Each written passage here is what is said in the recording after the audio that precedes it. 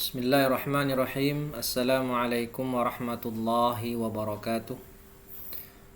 Alhamdulillahi wa kafa. Wassalatu wassalamu ala nabiyil mustafa alladhi la yantiqu anil hawa in huwa illa wahyun yuha. Wa ala alihi ahli sidqi wal wafa amma ba'd.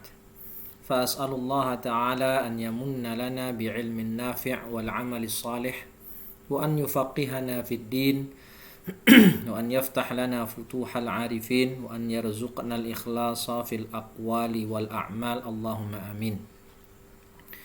Ma'asyiral muslimin, a'azzani Allah wa iyyakum. Alhamdulillah, puji syukur kepada Allah, kita bisa kembali melanjutkan pembacaan kita dalam membaca dan membahas kitab Al-Imta' Syarah Matan Abi Suja' karya Syekh Hisham Kamil Hamid Musa hafizahullahu taala. Salawat dan salam senantiasa tercurahkan buat Nabi kita Muhammad sallallahu alaihi wasallam serta keluarga beliau, sahabat dan orang-orang yang mengikuti sunnah beliau hingga akhir zaman. Baik para ikhwah sekalian yang dimuliakan Allah, melanjutkan pembahasan terakhir kita dalam pembahasan wajib haji, dan ternyata kita di pertemuan terakhir, pertemuan sebelumnya, pembahasan wajib haji belum selesai. Ya, maka pada hari ini insyaallah kita akan membahas 3 pembahasan lanjutan dari wajib haji, insyaallah tinggal sedikit, dan kemudian sunnah-sunnah haji dan kaifiyatul ihram atau tata cara berihram. Nah, faedah ini lanjutan dari yang kemarin, yaitu wajib haji yang keempat mabit di Mina pada malam-malam tasyrik, yaitu malam 11, malam 12 dan malam 13. Dan di sana dikenal juga sebagaimana disebutkan di pertemuan sebelumnya, ada nafar awal, ada nafar tsani. Jadi kewajiban mabit di Mina itu kebanyakan malam, mu'dhamul lail, dan minimal mabit di Mina itu 2 malam, malam 11 dan malam 12. Setelah malam di hari ke-12 sebelum terbenam matahari, kalau mau nafar awal, mau balik ke Mekah, yaitu diperbolehkan, karena Allah Ta'ala berfirman, faman ta'ajjala fi yaumaini fala itsma alaihi. Ya, tapi dengan syarat sebelum terbenamnya matahari pada hari ke-12. Tetapi kalau sudah terbenam matahari di hari ke-12 dan masuk ke malam 13, nah tidak boleh dia balik meninggalkan Mina. Wajib dia bermalam di Mina pada saat itu. Jadi dia bermalam di Mina sempurna 3 malam, dan besok paginya melempar jumrah 3 jumrah, ya, atau totalnya 21 batu. Nah, kemudian di sini faedah lanjutannya, al-muta'ajjilu yabitu lailataini. Ya, ini muta'ajjil, yang nafar awal, dia mabit 2 malam, malam 11 dan malam 12. Wa ghairul muta'ajjil thalathu layalin. Bagi yang tidak melakukan nafar awal, ya dia nginap mabit di Mina ya 3 malam, 11, 12, 13 Zulhijjah. Wa man tarakal mabita lazimahud dam. Ya, yang meninggalkan mabit wajib bagi dia membayar dam, karena mabit di Mina dan juga mabit di Muzdalifah nanti itu termasuk wajib haji.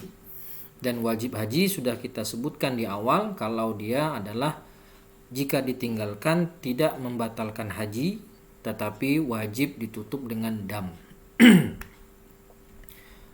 Lalu faedah berikutnya, sumiyat Mina bihadzal ismi lima yumna ay yuraqu fiha minad dima. Nah, ini hanya alasan penamaan saja. Kenapa dinamakan Mina?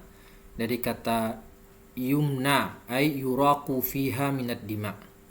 Ya, dimana yuraqu itu apa ya? Menumpahkan. Ya, menumpahkan fiha minad dima. Ya, dima bisa bermakna darah, bisa bermakna dam, denda.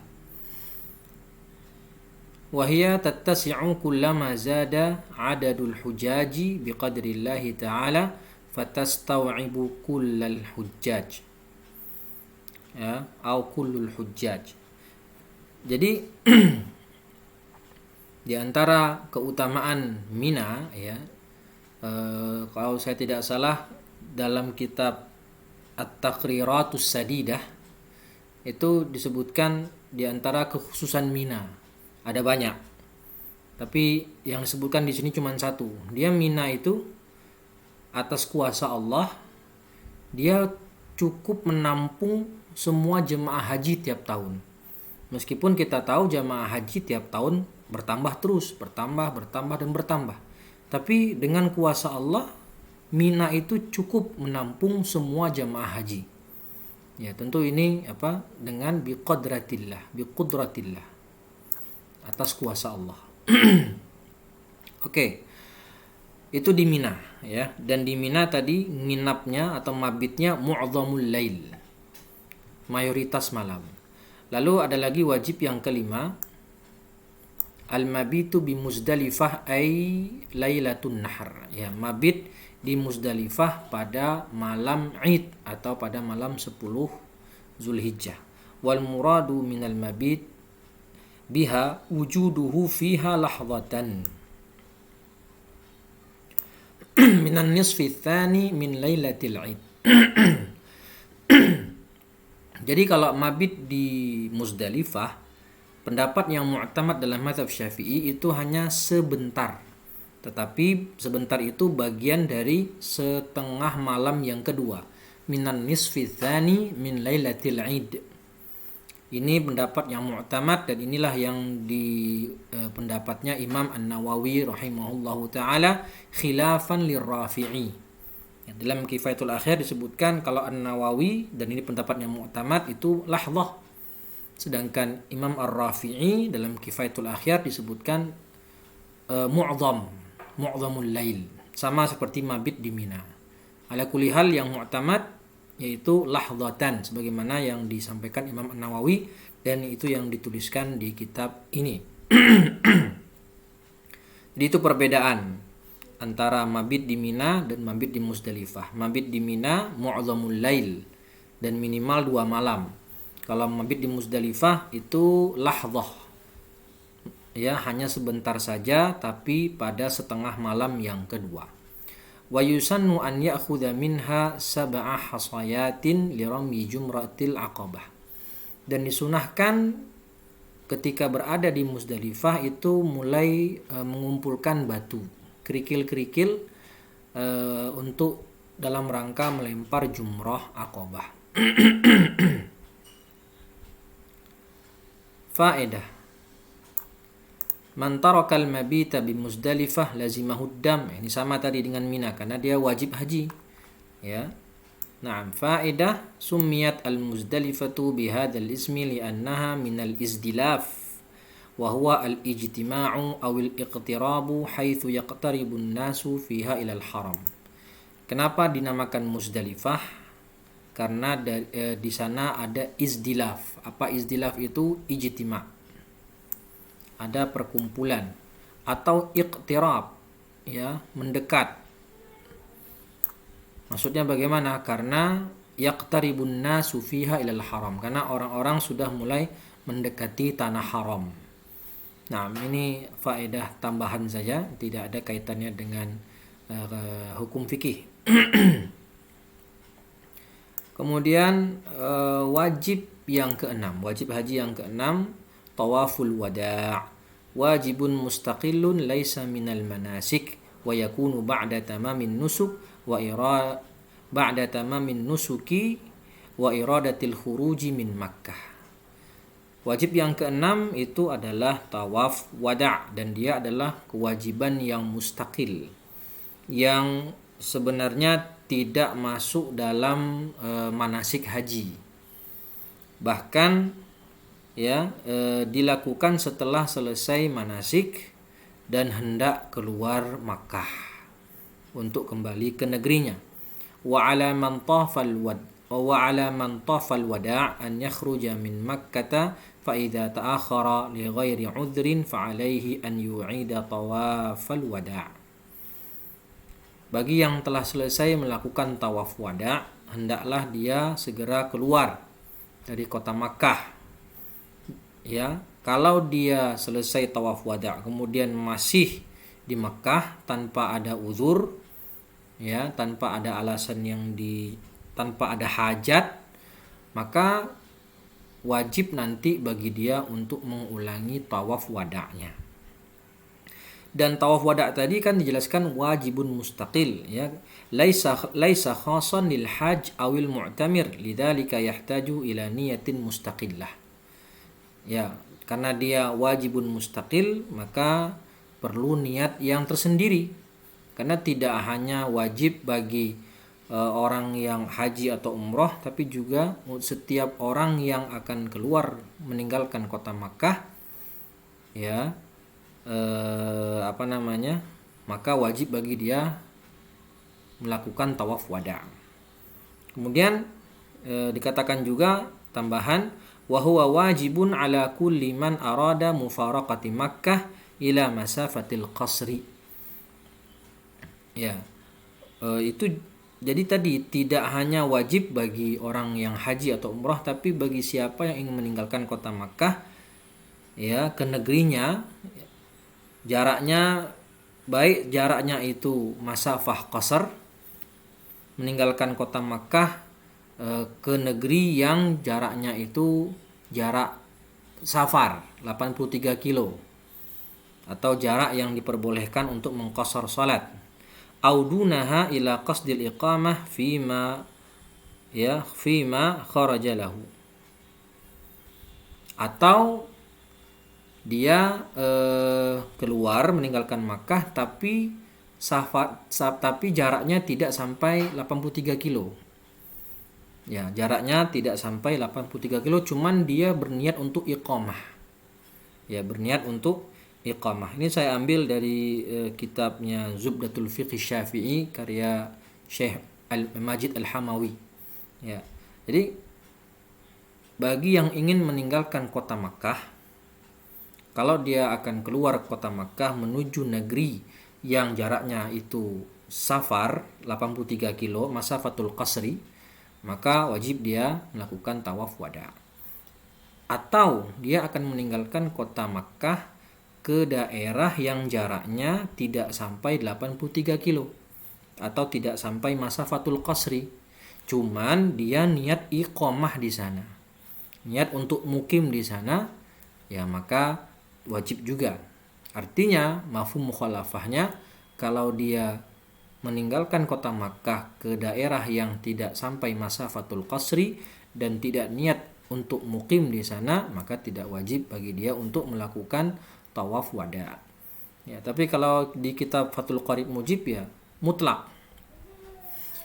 Baik dia pokoknya ketika meninggalkan kota Makkah, baik jarak daerah yang akan dia tuju itu jauh ataupun dekat, wajib dia untuk melakukan tawaf wada. Naam.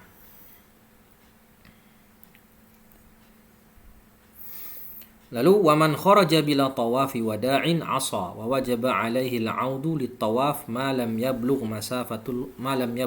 masafatal qasri. Ya.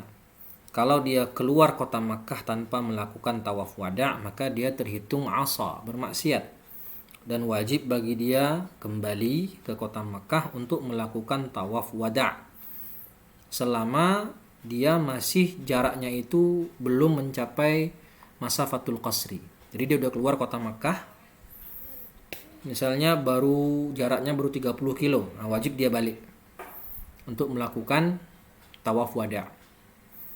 Tapi bagaimana kalau sudah keluar kota Makkah dan jaraknya dia sudah menempuh jarak safar, jarak masafatul qasr 83 kilo, fa idza balaghaha lam yajib al-'audu wa wajib ad-dam. Ya, enggak wajib dia balik lagi, tapi wajib dia bayar dam. Wa man 'ada qabla masafatil qasri saqata anhu dam. Nah, kalau tadi meninggalkan kota Makkah dan dia sudah keluar kota Makkah tapi jaraknya dia dengan kota Makkah belum mencapai masafatul qasr, wajib dia balik. Nah, wajib dia balik, dan kalau dia balik melakukan tawaf wada', gugur bagi dia dam. Cuman kalau sudah safar dan jaraknya dia dari kota Makkah sudah mencapai masafatul qasr, nggak wajib dia balik, ke Makkah, tapi wajib dia bayar dam. Ya, itu tambahan dari kitab Zubdatul Fiqh Syafi'i. Kemudian ahlu Makkah laisa alaihim faidah. Ahlu Makkah laisa alaihim tawaful wada. Ya, orang penduduk Makkah tidak ada kewajiban bagi dia untuk melakukan tawaf wada, ya, karena mereka adalah penduduk Makkah. Mereka selesai melakukan ibadah umroh atau haji di tanah haram, ya mereka kembali ke rumah mereka masing-masing dan mereka memang penduduk Makkah. Yasqutu tawaful wada' anil haidi wan nufasa wala ithma alaihima wala fidyah. Nah, kalau yang haid atau nifas ya gugur kewajiban tawaf wada dan tidak ada dosa bagi mereka dan juga tidak perlu mereka membayar fidyah. Wallahu a'lam bishawab. Kita lanjutkan pembahasan sunanul haji. Nah, itu terakhir tadi pembahasan wajibatul haji. Qala al-musannif rahimahullahu ta'ala wa nafa'ana bi'ilmihi fid dunya wal akhirah wa sunanul haji sab'un. الإفراد وهو تقديم الحج على العمرة والتلبية وطواف القدوم والمبيت بمزدلفة ورقعة الطواف والمبيت بمنى وطواف الوداع. Sunnah-sunnah haji disebutkan sama musannif ada 7. Pertama, melakukan manasik haji dengan cara ifrad. Sudah kita jelaskan di pertemuan sebelumnya. Ifrad itu mendahulukan manasik haji dibandingkan umrah. Melakukan talbiyah, melakukan tawaf qudum, mabit di Muzdalifah, melakukan 2 rakaat sunnah tawaf dan mabit di Mina dan melakukan tawaf wada'. Nah. Sunanul haji al-ifrad. Taqdimul haji 'ala al-umrah. Ya, jadi bi an yuhrima awalan bil haji min miqatihi wa yafragha minhu thumma yakhruju min makkata ila adnal hil fayuhrimu, ya, bi an yuhrima fayuhrimu bil umrah. Nah, dia haji dulu memakai labbaik Allahumma hajjan, ya, ihram haji. Setelah selesai dari haji dan masih di tahun yang sama, dia baru melakukan ihram umrah. Ya, itu taqdimul haji 'alal umrah. Sudah kita sebutkan dan kita jelaskan di pertemuan sebelumnya bahwasanya manasik haji itu ada 3 cara: ifrad, tamattu' dan qiran. Dan yang paling afdal menurut Syafi'iyah adalah ifrad. Makanya disunahkan bagi jamaah haji kalau mau manasik haji, ambillah tata cara haji ifrad. Ya, tata cara haji ifrad disunahkan dan tidak ada dam padanya. Kalau melakukan tamattu' dan qiran di situ ada dam, ya.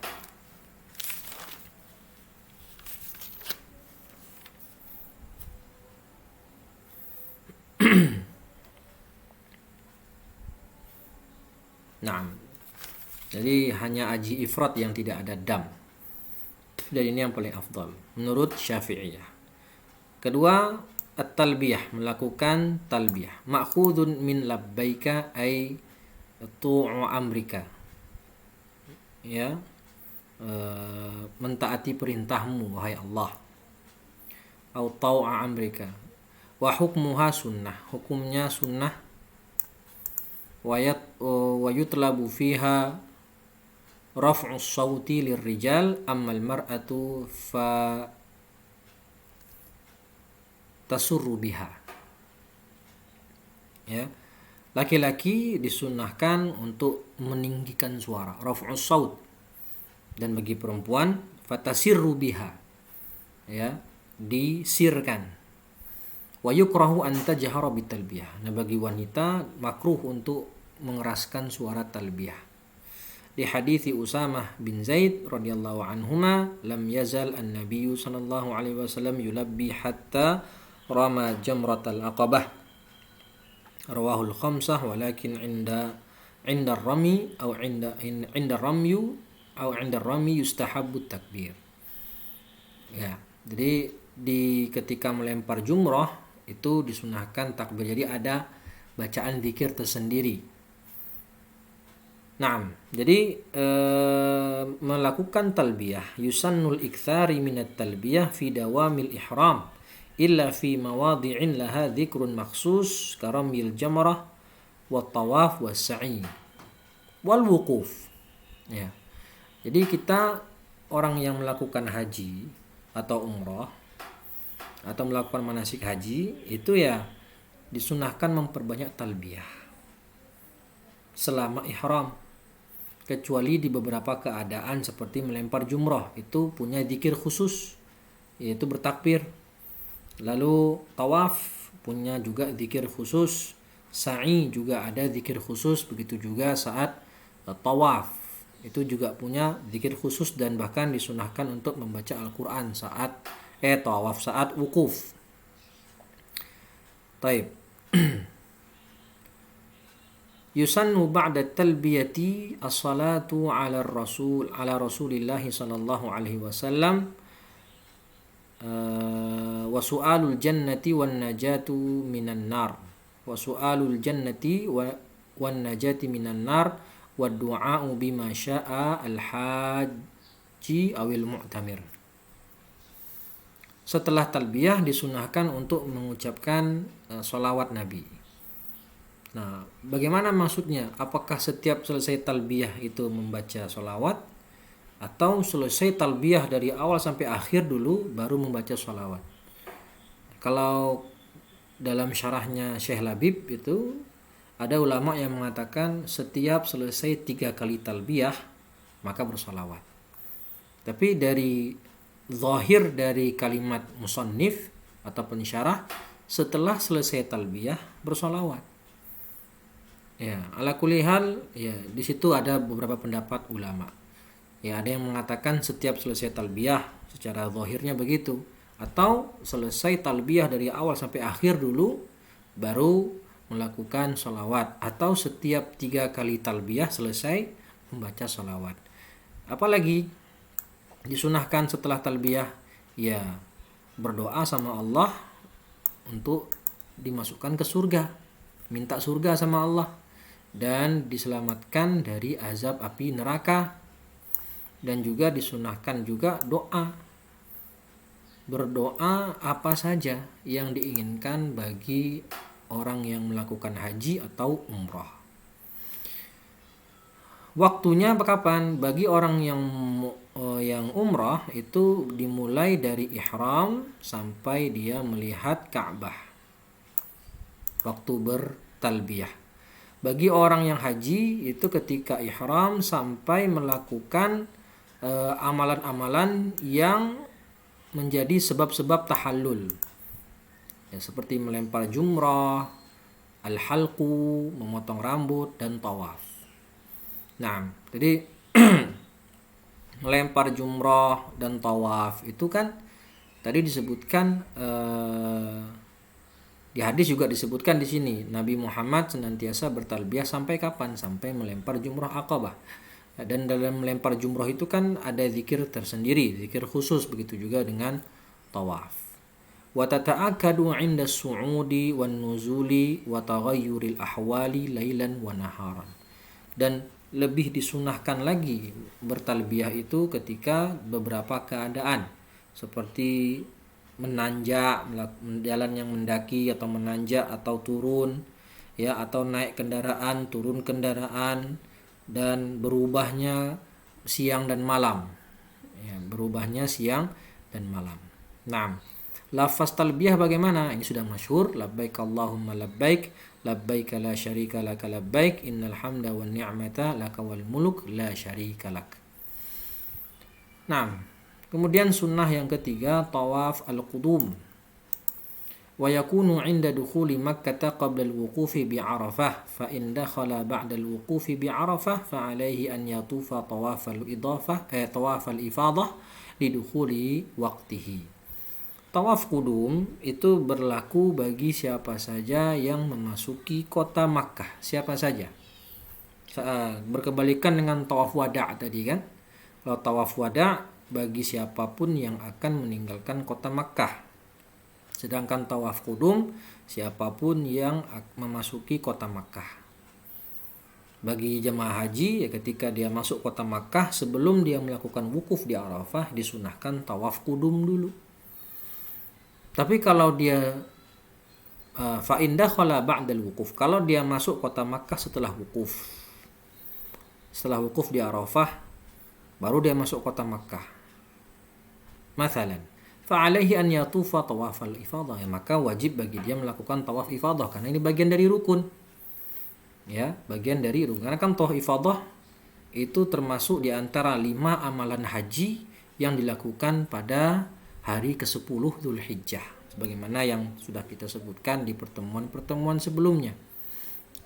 Amal mu'tamir fa idza tafa lil umrati ajza'a an tawafil qudum. Sedangkan bagi orang yang umrah maka cukup bagi dia tawaf umrah itu sebagai pengganti tawaf kudum. Bahkan la yujad aslan tawaful kudum lil mu'tamir li'annahu sayatufu tawafal umrah. Bahkan kata ulama tidak ada kesunahan tawaf kudum bagi tidak ada kesunahan tawaf kudum bagi orang yang umrah, karena orang umrah itu ketika dia tiba di kota Makkah masuk ke Masjidil Haram, ya dia melakukan tawaf umrah, rukun diantara salah satu rukun umrah, langsung dia tawaf umrah. Maka tidak ada kesunahan sama sekali sebenarnya bagi orang yang umrah untuk melakukan tawaf kudum karena dia langsung akan melakukan tawaf umrah. Dan tawaf kudum ini berlaku berarti tawaf kudum sunnah ini berlaku bagi orang yang melakukan manasik haji dengan cara ifrad atau cara qiran. Bagi yang melakukan haji dengan cara tamattu' maka kan dia melakukan umrah dulu. Nah ketika dia umrah dulu, dia tiba di kota Makkah, ya dia umrahnya umrah tawaf. Tawafnya tawaf umrah kebaliknya. Tawafnya tawaf umrah. Naam. لحديث عائشة رضي الله عنها أول شيء بدأ به النبي صلى الله عليه وسلم حين قدم مكة أن توضأ ثم طاف بالبيت رواه البخاري ومسلم. Pertama kali yang Nabi lakukan setiba di kota Makkah adalah berwudu lalu melakukan tawaf. Melakukan apa? Tawaf di Masjidil Haram atau di Ka'bah. Dan yang namanya tawaf itu adalah tahiyatul masjidnya Ka'bah gitu, Baitullah. Kan kalau kita masuk masjid itu disunahkan sholat sunnah tahiyatul masjid. Tapi kalau kita memasuki Masjidil Haram atau memasuki kota Makkah, tiba di Ka'bah, ya tahiyatul masjidnya Ka'bah itu dengan tawaf. Faedah tawaful qudum sunnatun liman arada al-hajja awil umrata aw dakhala makkata halalan. Nah, jadi bagi siapa yang masuk kota Makkah disunahkan untuk melakukan tawaf kudum, baik dia ingin melakukan haji atau umrah atau dia ke kota Makkah tujuannya untuk ziarah, misalnya mengunjungi temannya, mengunjungi siapa gitu, atau cuman buat traveling, melihat situs-situs sejarah.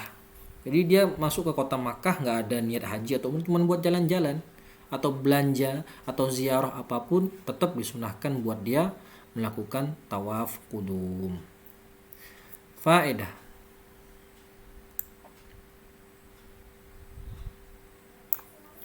Man dakhala Makkah halalan fa waqtu tawafi mumtaddun hatta yakhruja min Makkah.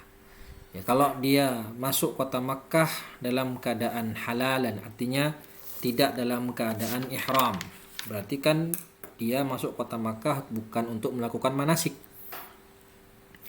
Maka waktu tawaf itu membentang sampai dia keluar Makkah. Artinya boleh dia takhir nanti. Jadi tidak disunahkan langsung. Boleh dia nanti-nanti. Jadi selama dia berada di kota Makkah, waktu tawaf kudum itu masih berlaku kesunahannya. Ya, makanya disebutkan di sini la yafutu tawaful qudum bitakhir. Tidak terlewat waktu kesunahan tawaf qudum dengan mengakhirkannya. Ya, mungkin dia tiba di kota Makkah jam 7. Kemudian dia makan dulu misalnya. Ya, dia ke hotel dulu misalnya. Belanja dulu. Ya, setelah itu baru dia tawaf qudum jam 11. Nggak masalah. Ya, tidak masalah karena tadi disebutkan di sini waktunya kalau dia ke Makkah dalam keadaan bukan untuk melakukan manasik atau dalam keadaan halal ghairu muhrim, waktu tawaf qudum itu memanjang atau membentang sampai dia keluar kota Makkah.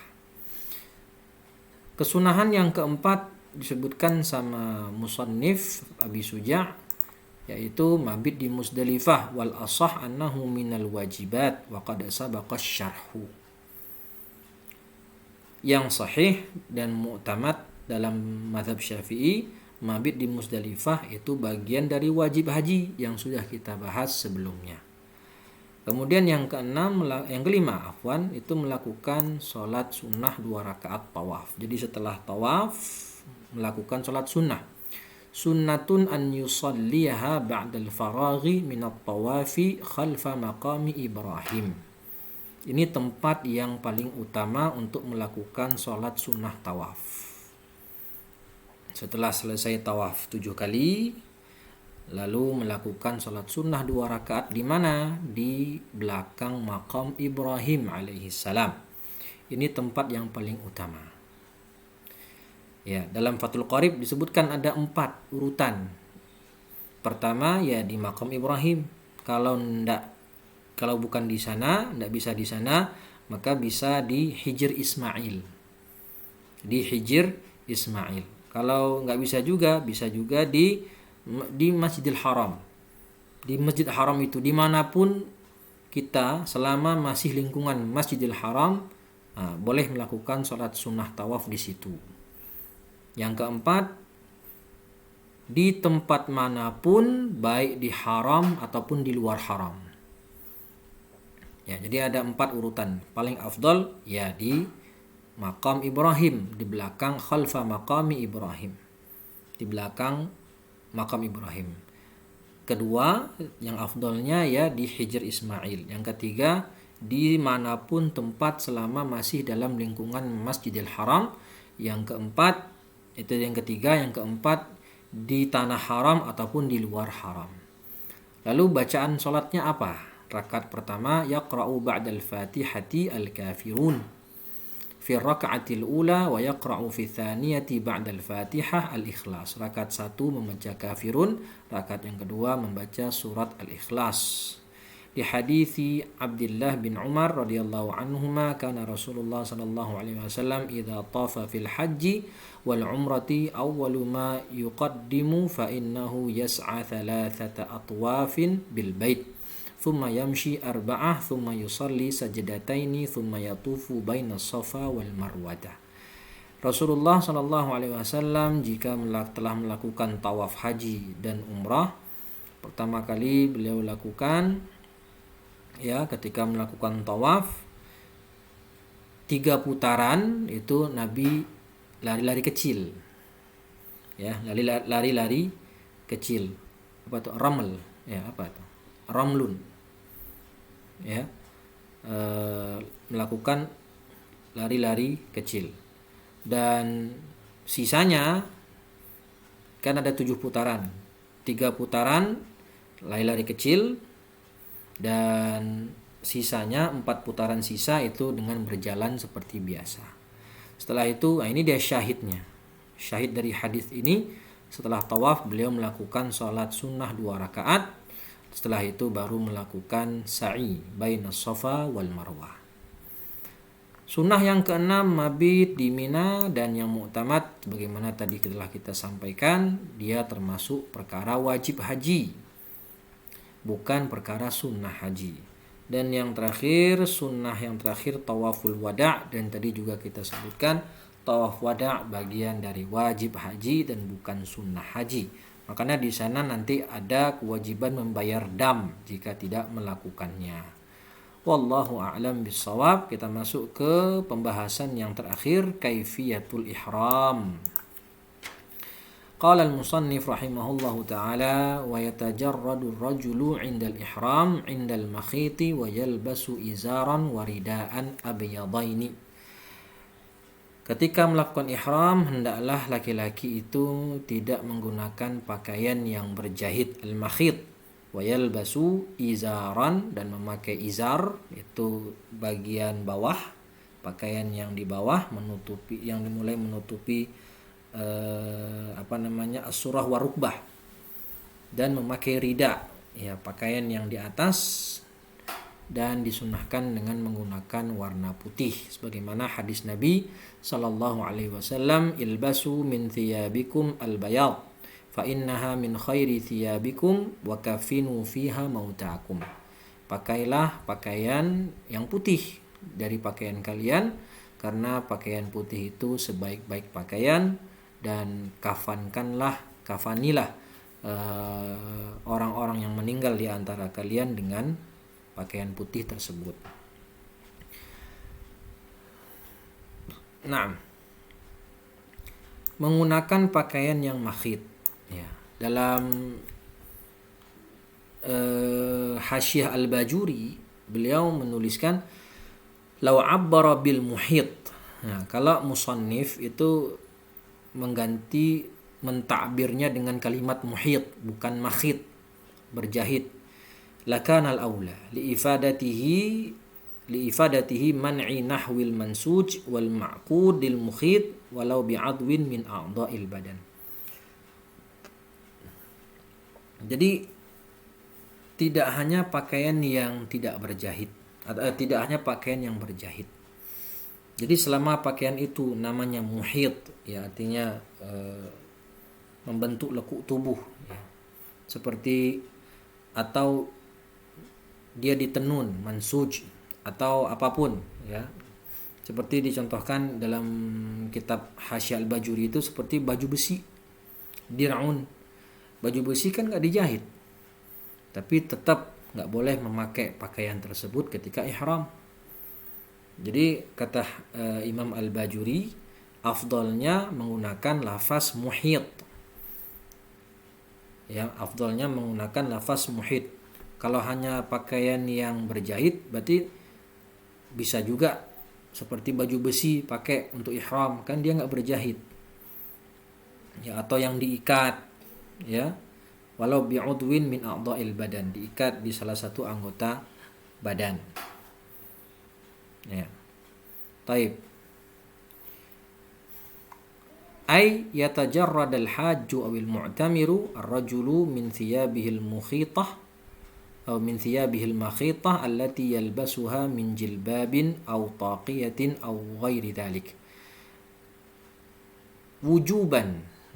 Wujuban wa yalbasu izaran yalbas fil asfal wa ridaan yalbasu 'inda sadri wa yusannu an yakuna abyadaini maghsulain wa yalbasu na'laini aw khuffaini wa yaqta'u asfalal ka'bain. Bagi orang yang umrah, bagi laki-laki ini, ya, makanya dalam kurung disebutkan laki-laki, itu tidak boleh, wajib hukumnya meninggalkan pakaian-pakaian yang mukhitah atau makhitah, berjahit atau muhit tadi, sebagaimana yang dita'liq oleh Imam Al-Bajuri dalam hasyiahnya. Seperti apa? Jilbab, peci, ya, atau yang lainnya, hem, apapun itu, ya, celana panjang, ya, dan hukumnya wajib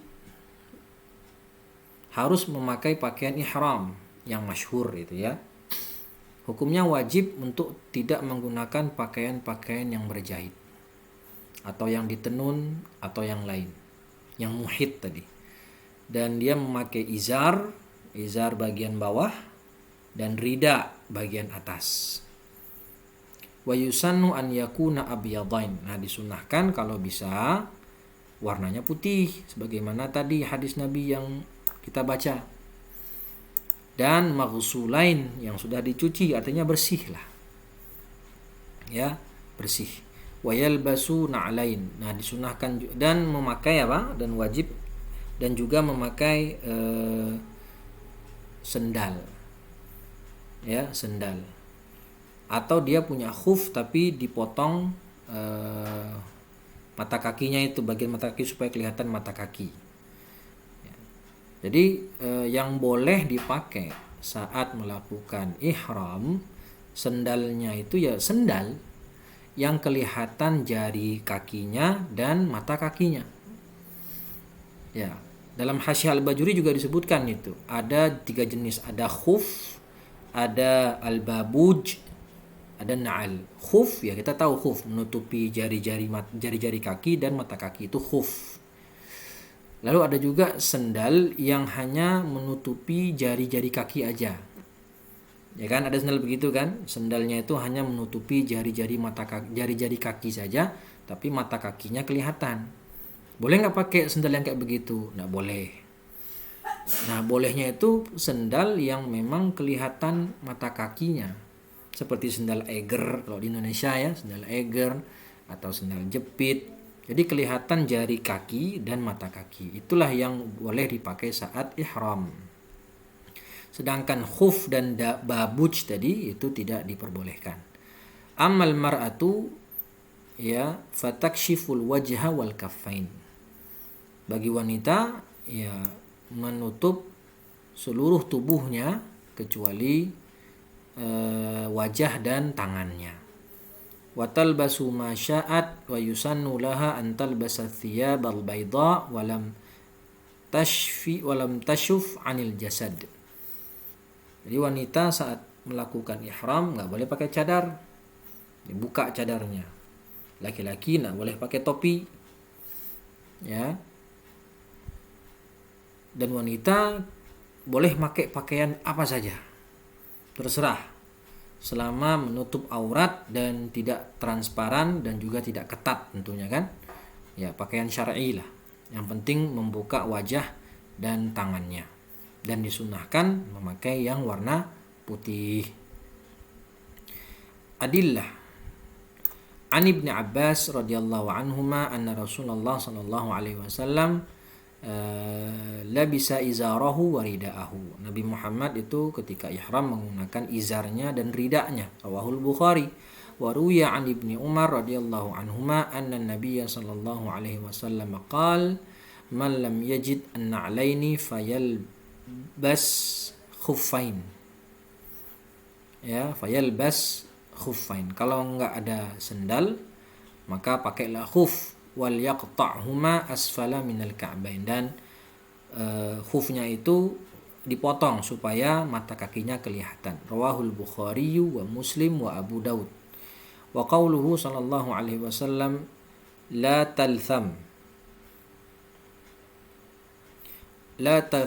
talthamul mar'atu wa la talbasul quffazaini.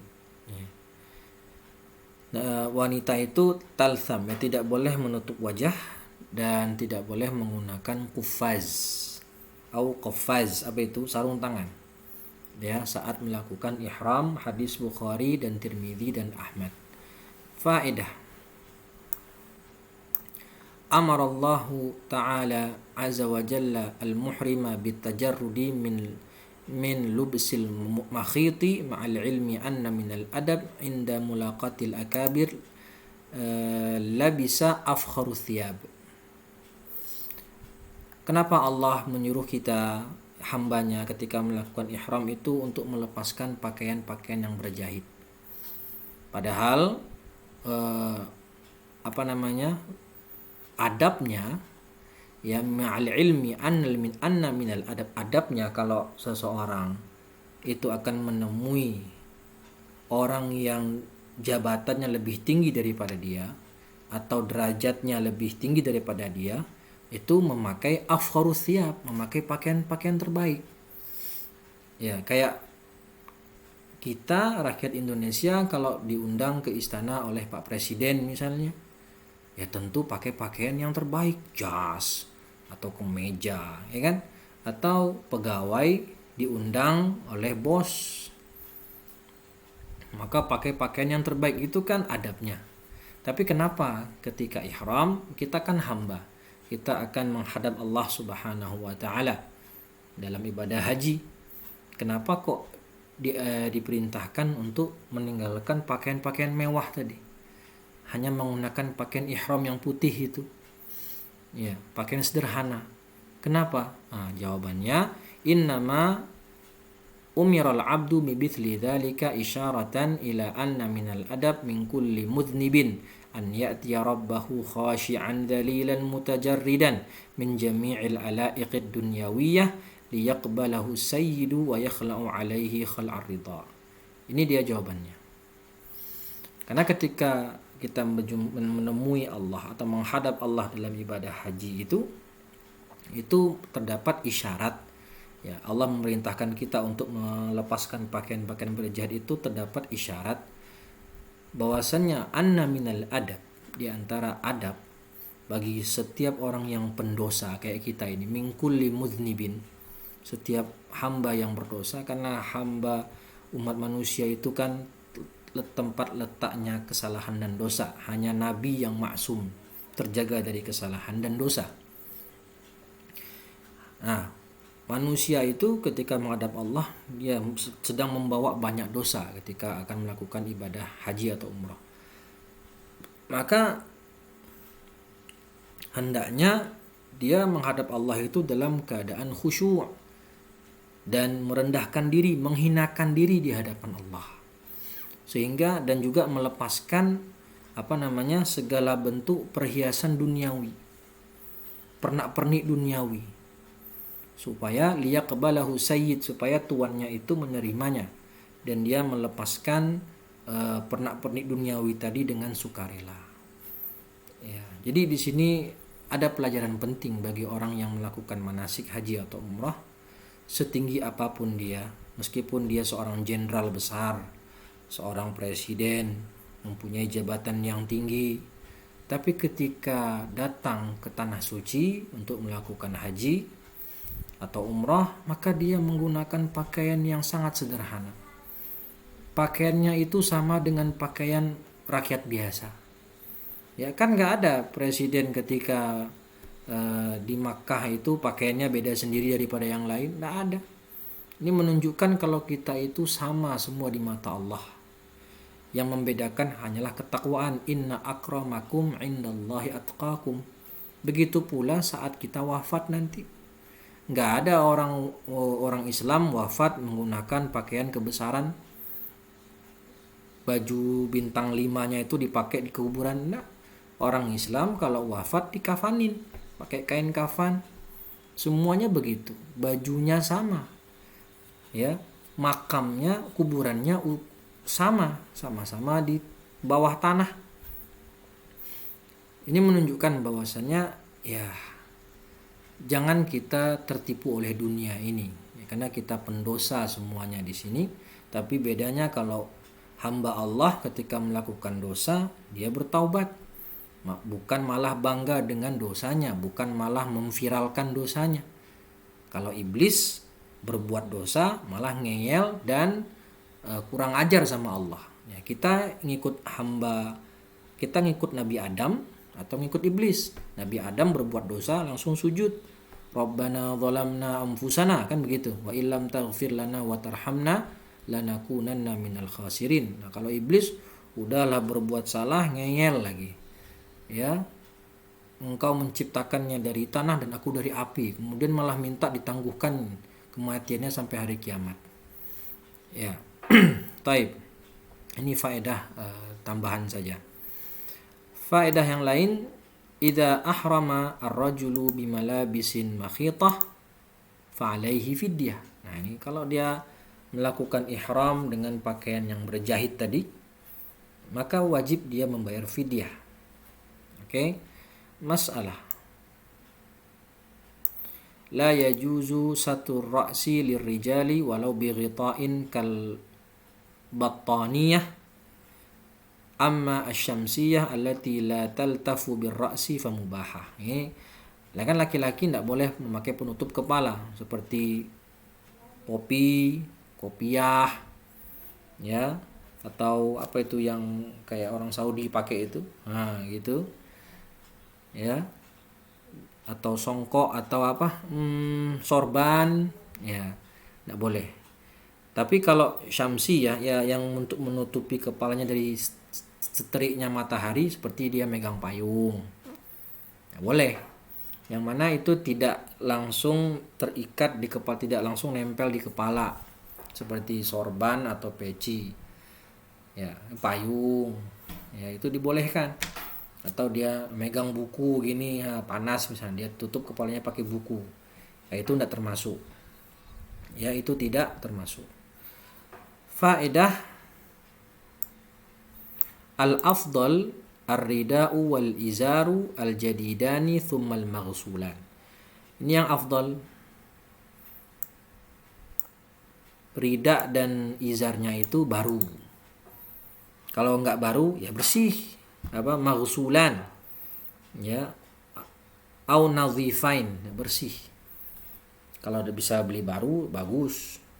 Kalau enggak ada, yang penting apa? Putih dan juga bersih. Taib, wallahu alam bisawab. Ya, mungkin cukup sekian yang bisa kita bahas pada kesempatan hari ini. Insyaallah kita lanjutkan faslun berikutnya atau fasal berikutnya, muharramatul ihram, hal-hal yang diharamkan dalam ihram. Wallahu taala wa a'lam. Cukup sekian dari saya. Jika ada salah kata saya mohon maaf. Aqulu qawli hadza wa astaghfirullah li wa lakum wa lisairil muslimina min kulli dhanb. Subhanakallahumma wa bihamdika asyhadu an la ilaha illa anta astaghfiruka wa atubu ilaih. Billahi taufiq wal hidayah. Assalamualaikum warahmatullahi wabarakatuh.